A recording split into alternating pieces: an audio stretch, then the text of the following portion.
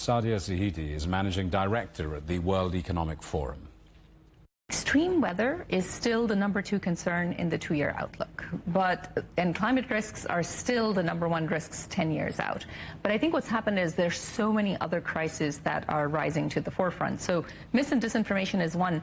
Interestingly, the wider adverse effects of artificial intelligence are only at number 29 this year compared to 34 risks.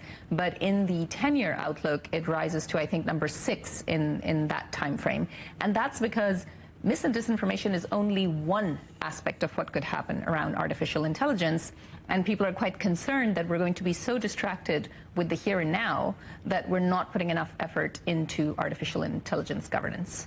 Most of these programs today, tomorrow and the day after are full with the tragedy of wars in Ukraine, the Middle East and elsewhere. I mean, are you surprised that concern over these conflicts and others rank lower down? So I think there's two things. One is geoeconomic confrontation, and I think in particular with the slightly more positive signals between the United States and China, that's fallen down in the rankings, the concerns around geoeconomic confrontation. But when it comes to interstate conflict, that has definitely gone up, and that's at number 5 in the 2-year time frame. So there is concern around that kind of conflict, and then of course its broader repercussions with all of the borderless headlines that we see, and in addition what that means for global trade. You see, the tragedy about this conversation is we've had years of hand-wringing, alarming reports on climate and wars and calls to action on climate change.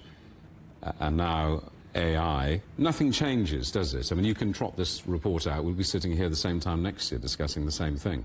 So I think it's a mix, right? What we're doing here is not making a prediction of the future. I think what we're saying here is we absolutely must stay focused on these risks, and we're getting 1,500 global experts to tell us what do they think is going to be most severe and what the likelihood of that is. So that's what we're starting to understand with this picture. But I think, as we say in several places in the report, this is not a prediction. The future is up to us. We decide how we handle some of these things, and especially when it comes to climate, I think the speed of that change, it's very interesting. Some of the business-related responses are saying this is a risk, but it's a little bit further out. Governments, civil society, much more concerned that this is here and now, and we need to be doing more around climate. WEF's critics, of course, will point out that an unelected private plane-flying elite trying to lecture the world not only stinks of rank hypocrisy, but is part of the problem here, particularly when it comes to the global democratic deficit. I mean, they've got a point, haven't they? I think what we're trying to do is create that stage, that platform where all of these different players can come together. And the theme of our meeting next year, or next week rather, is around rebuilding trust, because there has to be a lot more conversation between different parties around how we're going to tackle some of these things. There are some long-term intergovernmental political processes where a lot of that happens. So, for example, the meeting that just took place in the UAE around COP, that's where governments come together.